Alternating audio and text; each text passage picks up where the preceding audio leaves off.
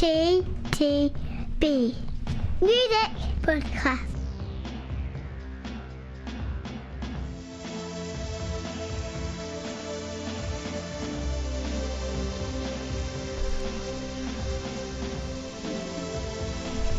That was eventful. Gosh. Honestly, number of times we've spilled beer in here. I know. It's all go, isn't it? It's all go in the studio. Oh. It's not like that time you exploded that vat of beer from underneath the desk over there. No, that went was all the way out the wall. That That was fun. particularly impressive. Visual the humour. the drop a beer, catch it in midair, and watch us. The entire contents of it then just leap straight out over everything. Yeah. That was impressive. It's a shame we weren't vlogging, but there we go. Indeed. Right. Anyway, moving on. Hey, we're back. Hey, we managed it. Yeah, it's like 2 weeks. Something like that. Yeah, it's like God knows. It's like Well, we are playing catch up, aren't we, this year? we are a bit. We are playing catch up. Yeah. 2018. Well, anyway, here we are. So, Janelle, Monae, Belly, Black Moth, Super Rainbow, Ashley Monroe, Confidence Man, and Speedy Ortiz coming your way. Excellent. So, without further ado, we go to the. So then there's a bit of a third album podcast as well. We've got four of the things are third albums. First third album up Oh, that was bad. is Janelle Monae and Dirty Computer. Yeah. Which has a Metacritic rating of 89 out of 100, Pete. Bloody hell. That's quite high. Yeah. That's the kind of swearing that's in this album as well. That was quite mild compared with the language on this album, mate. Oh, alright. Mate, good grief. I've gone all like smiley and nice on you all of a sudden. Especially nicer, yeah. Jesus. Right, mate. Alright, okay. Let me tone the language down and review this album with terrible language. So, Janelle Monae's album Dirty Computer. Yeah, I liked it. Yeah? Yeah, I liked it. I thought, do you know what? I thought, and it must be May time because I usually trot out this cliche around this time of year. What a great album from the summer. Yes. Yeah. There you go. That's that cliche out of the way. No, it's in all seriousness, it's a good time album, isn't it? There's a lot of good timing going on in the album, There's a lot yeah. of good time going on in this album, and it's it makes at the same time though it makes its points about colour and about gender and about Trump a couple of times, but at the same time just manages to keep it upbeat and I'd say musically fairly pop throughout. It is. It's very much a pop album, yeah. Lyrically much more hip hop, but musically very pop. Yes. Because the lyrics are interesting. I also like the flow of the production. The sort of the album, for those that haven't listened to it, goes from track to track to track, pretty much. Yeah. As a sort of a continuous piece of music. And works remarkably well considering that it's not a samey record by any stretch of the imagination. No, absolutely. So it sort of maintains a momentum and stays positive, musically speaking, throughout. And damn funky in places as well. Yeah. Damn funky, damn dirty, and damn funky. Last third of the album, though, with the exception of the final track, a bit more reflective. Yeah, I guess so. Actually, yes. Yeah. The final track is something of an anthem to the America that we all want to see again. But the few tracks before that, perhaps a little bit slower the pace, perhaps a little bit more reflective than some of the earlier stuff, which parties hard. But yeah, overall, I really enjoyed this album. And as I said, if I had to pick a track, Take a Bite, great track for the summer, plenty of sass. Plenty of sass indeed. I tend to agree. I think for me, how can you not like an album that pretty much starts off with some Brian Wilson backing vocals? You know, Exactly. some classic Beach Boy vibe going on straight away. Thinking, okay, yeah, this is good. Dirty Computer, yeah. And then we go into Crazy Classic Life, which, as you say, kind of goes through the whole thing of gender equality and racial equality. I really like the line that we don't need another ruler, all my friends are kings, kind of thing. Yeah.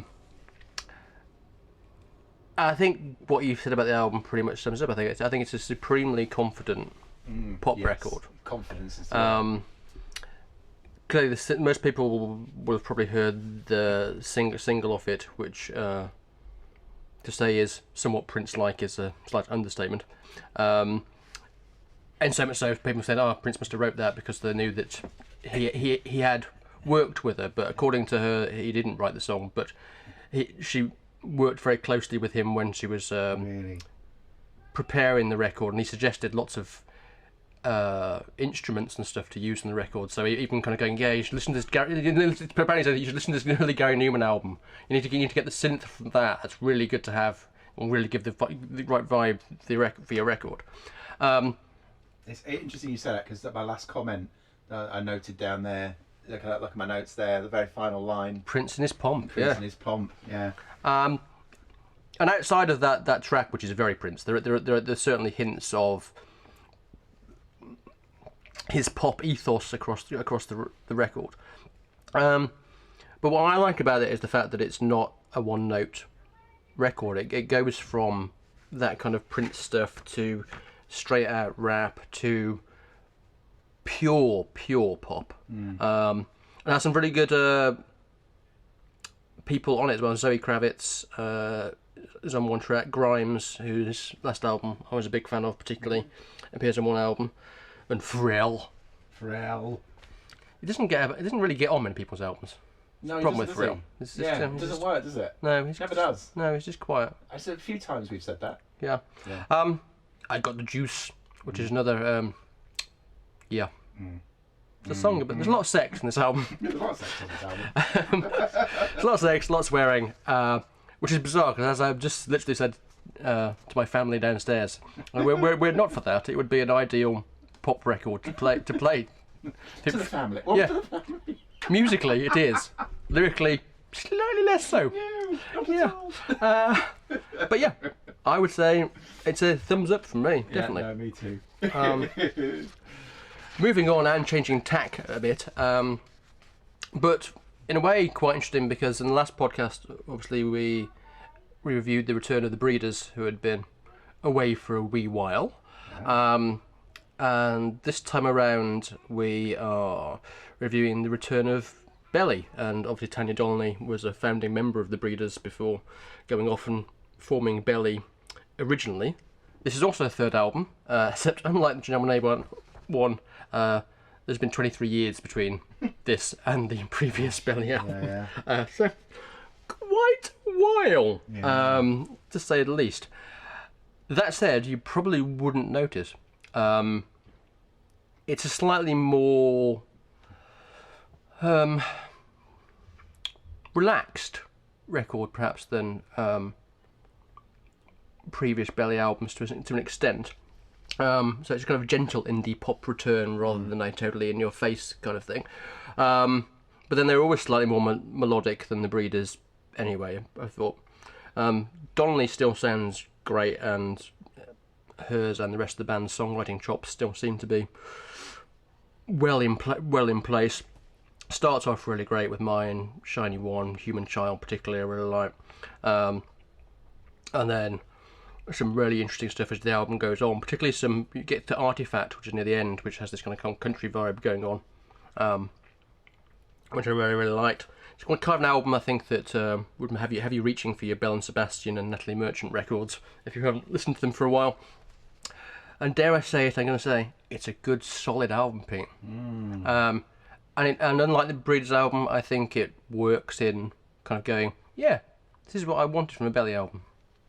So yeah, again, generally, I'm quite happy with it. Yeah, because the Breeders album, which we reviewed last time around, was it was all right, wasn't it? It just left us a little bit flat. Yeah. Yeah. No, I agree. It's a classic '90s album, and you've got your sort of your shoegaze indie, the likes of which you rarely hear these days in the track Shiny One. Yeah. But then we have, the rock side of the album, best represented by, I think it's Human Child, track 3, which gets sort of loud and angry. And you get a nice sing-along chorus. You get a nice sing-along chorus, exactly. So a proper rock tune. But actually, I mean, kind of reflecting on what you said, it's not as angry as it could have been. And I think that's so probably demonstrates, 23 years have passed. There's a certain maturity and evolution that does kick in. Yes. Over 23 years. One would hope. Don't need to go, rah! Yeah. Although lyrically it still does go, It does. rah, in places. It's just... I mean, for example, I really like the track "Suffer the Fools" Yeah. because again, very sort of quiet, much quieter, much more melodic. Actually, much more of a softer, maturer, more senior sort of style of songwriting than perhaps was evident on their 90s work. So which I particularly enjoyed. So yeah, overall, of our recent 90s returnees, like this one quite a lot. Solid Indeed. So we now move on to the 6th album from the next band. Clearly we missed the first 5. Black Moth Super Rainbow. Really? And their album Panic Blooms. Ah. So, what can we say about Black Moth Super Rainbow apart from the fact that their name is a bit crap? Yeah. Right. Okay. Is that it? Yeah. Is that it? Black Moth Super Rainbow. Yeah, and that's probably as interesting as it gets. I really struggled with this one. I struggled with this one because I couldn't bloody hear what he was saying half the time. I mean, there's pretentious and there's just crap. So I think Not like this, Pete. Yeah, no. Is it coming through? It's just noodling. A lot of this was just noodling for noodling's sake. I mean, you know me. You know that I like a good soundtrack. You know that I like a good electronic. I've talked in the past about my soundscapes and my electronic orchestras and my, I like noodling done well. I like some of the instrumental work that the likes of Trent Reznor have done. So I don't mind the noodling. But this was just noodling for noodling's sake. I really struggled with this album. Now, again, perhaps it was not listening to it in the right environment. I was trying to listen to it all in one go. Maybe I wasn't high enough at the time, or maybe I was too drunk. No, I wasn't drunk. It was 8 o'clock in the morning. So I just didn't cut with me at all. Not one for the commute. It's very woozy, Yeah. and it has hints of My Bloody Valentine and several other and several We other have history here. and several other bands that I really like. Yeah. However, track 5 is called Bad Fucking Times. If there was a better review of this album, I'm not sure I've seen it, because I totally agree with you. This album is boring, tedious, and similarly, I really struggled. In fact, it made editing a client briefing on GDPR seem thrilling. It's a no from me, Pete. It's a no from you. Although, I'm going to say one positive thing about it. Aerosol Weather, track 7. Yeah. Let's Get Physical by Olivia Newton-John. I thought I heard that somewhere. Yeah. Yeah. And it just made me want to listen to Let's Get Physical by Olivia Newton-John and stop listening to this record because there were still 9 tracks. Or Janelle Hatfield, yeah. There were still 9 tracks left at that point, and I was thinking... It was a long album. And it's not a long album, that's the thing. Yeah. It's not a long album, but it like a long feels a album. very long album. June, July 28. Take you 2 months to listen to this and get over it. So yeah, I think this is a contender, isn't it? Yeah, I think it's very much an early contender for the Gold Cobra Award. If Sting and Shaggy hadn't stolen the march last time round, still can't get over that, by the way. This is no, best forgotten. Bit like all those GDPR emails. Indeed. Yeah. Topical, eh? Topical. See, it's probably because they've got it's the 6th album, you see. They've clearly peaked. I think there was 5 more like this. There were 5. They've clearly peaked earlier on in their career. There were 5 more of these before you get to this one. Yeah. So, moving on. Let's. To an album I enjoyed much more. The 3rd album from Ashley Monroe, Sparrow. Again, we reviewed her last album. The title of which suddenly escapes me, but I think it made our end of the year top 10. I think. Did it? I think. What year was that? Have a quick look. couple of years back, 2 years, 3 years ago. Okay. Keep talking. Yeah. This is a different album. Clearly, it's a different album. This is why I don't do this professionally. That's the smooth thing of saying this is a different album. Yeah. Smooth. By which I mean, it's still very much a country record as the previous outings have been. However, this has more of that kind of, puts me more in mind of Dusty Springfield and Bobby Gentry, that kind of 70s country vibe with kind of big kind of orchestration going on in the background, and it suits the kind of sound and the kind of timbre of this record really well. It's a it's an album it's about yearning, feelings of loss, sex again, childbirth, the death of the father.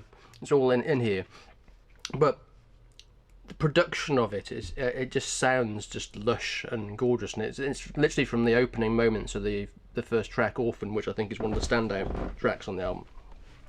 And it just, for me at least, it just kind of drew me straight in, and I was like, oh yeah, I like this, you know. Just again, nice sunny weather, turn it up, chill.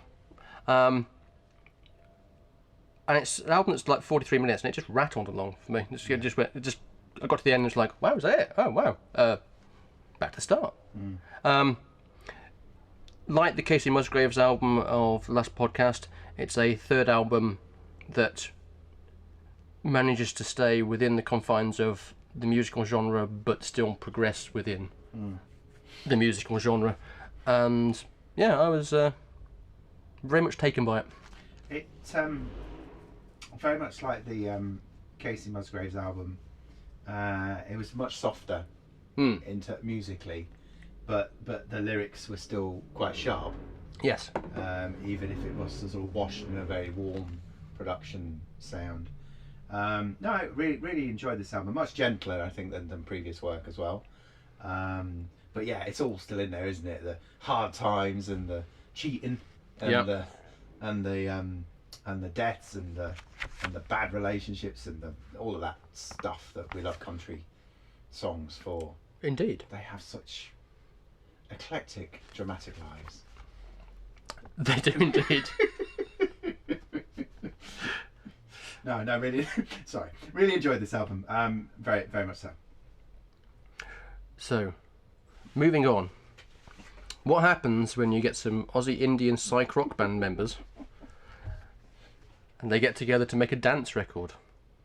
What happens is you get Confidence Man and confident music for confident people.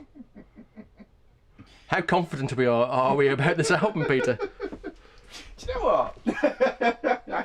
I didn't like this first time through. Yeah. It's grown on me. It's Yeah. a grower. It is a grower. It's a grower.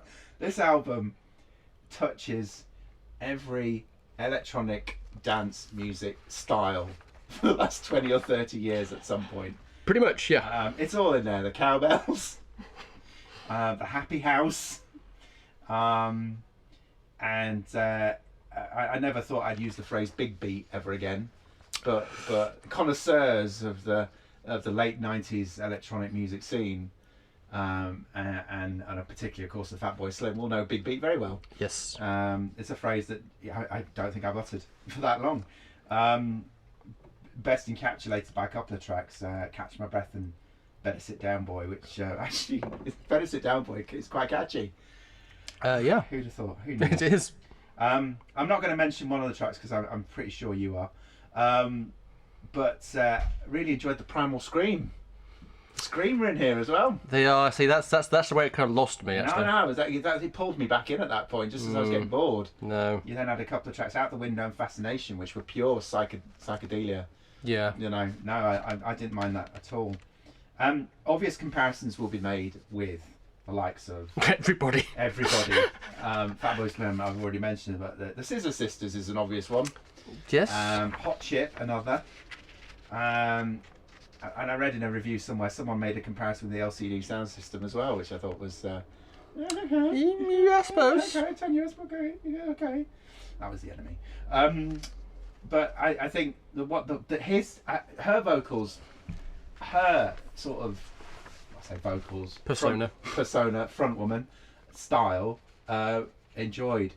His vocals, I couldn't get that novelty record. You know, the Barbara Streisand, that one. Yeah. You know? Yeah. Yeah, I couldn't get that out of my head. That became an earworm listening to this. Well, I also had that the mom. Oh, yeah.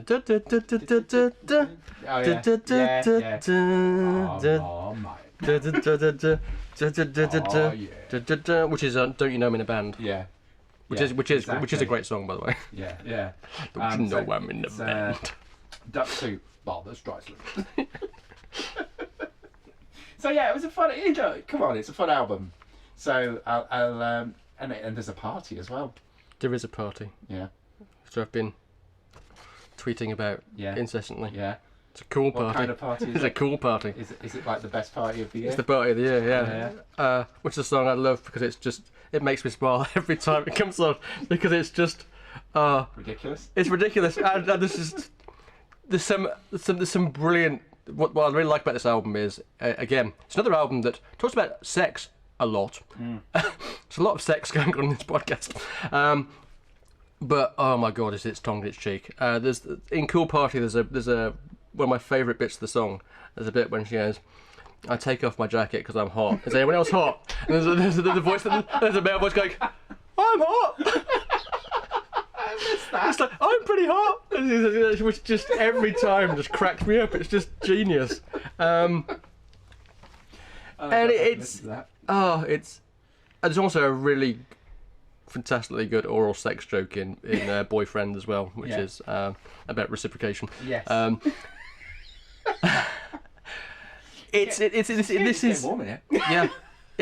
is a fantastically stupid and in its first half particularly incredibly enjoyable record. Yes. I kind of think it has difficulty sustaining the shtick for a whole album, and as I've already mentioned, the Primal Scream bits I could have done without. I was quite happy to have Right Said Fred and Will Powers and Go Team and various other people appearing there, but Primal Scream bit I was thinking, no, see this I don't need any Primal Scream. That's taking it into an almost kind of serious kind of realm. I don't need the seriousness. I like the lack of seriousness, the kind of funness of this record. Yeah. And it reminded me that pop music can and should be fun. Yeah. So if you like really, really, really strange records with people basically talking nonsense over some dance music, this is a record for you. And frankly, you should listen to it. Everyone should listen to this record, even if it's just the first 5 tracks. Yeah. Because there's enough humour. There's just enough going on there. And silliness in those to brighten up any party. A confident even party. Even Dave's party. Yeah. Yeah. So we finish off with the third album from Speedy Ortiz, again, who we have reviewed before on this podcast. And also connecting back to the Breeders discussion of last week, one of the many bands who we've compared to the Breeders in the past. And I think the influence is still very, very, very evident. That blend of kind of jarring off-kilter indie guitar and straight indie pop is still very much where this record sits. And similar to the last Speedy Ortiz album, I think, for me at least, it's one of those records that you kind of need to get your ear in.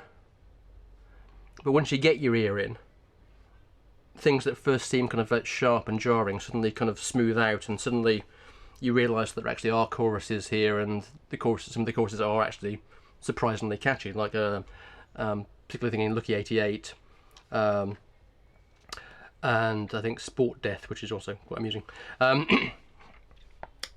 Doesn't quite match the height of previous record, 4 Dear. for me, which was an album that I loved.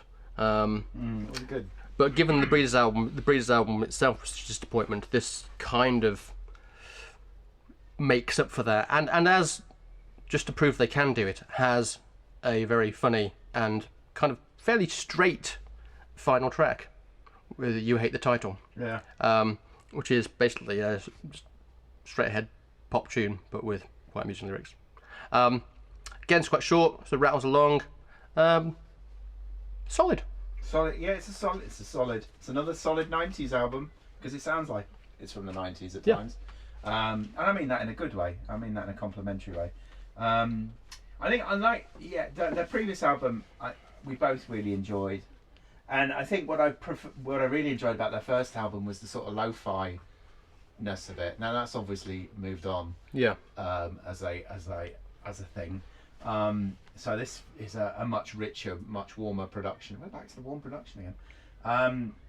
So in many ways, it sort of smooths over some of the rougher edges of the indiness of the album, which I think for me just took something away. But as you say, lyrically as ever, very very clever, and solid indie album. Sort of kind of complimentary in a way. I'm glad it's funny reviewing this and listening to Belly alongside each other. Yes. It's how I ended up doing it. Very complimentary, in fact. Right. That important bit. Well, not important to most people, but you know. Just if anyone still cares. Album of the podcast, Speed. I think we can guess which one it's not. No, it's not that one. It's a tricky one, this one. Because usually I give it some thought. And usually it's really a standout. But I mean, we've touched on, I think, from all the 5 other albums, there's a good case to be made for each one of them. I'm kind of almost tempted to go for Confidence Man, which is not where I thought I'd start this conversation at all. But just because it's so out there and so different. It's not the best album of the podcast, but it's probably worth. No, it's definitely not the best album of the podcast. But I know exactly what you mean. Like I said, particularly the first half of it. I've listened to the first half of it quite a lot this week because it keeps making me smile. Yeah, it just makes me laugh. So if I'm going to be more pretentious and all serious for a moment, there, clear the throat.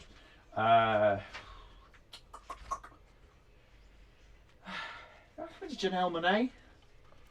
I'm obviously in a pop mood today. Yeah. Yeah. For me, it's a toss-up between Janelle and Ashley. Yeah. For me, I think both are really, really good, strong records. Good songwriting, good production, and just really nice records. Yeah. Which you should own. Yeah, exactly. Right. Home taping is killing music. Home taping. Listen to you. Speaking of homework, when we turn the mics off, much to the frustration of all our listeners, I'm going to review the Arctic Monkeys album. Yes. They missed out on our jokes. Yeah. Lucky you. Lucky them. Anyway. Till then.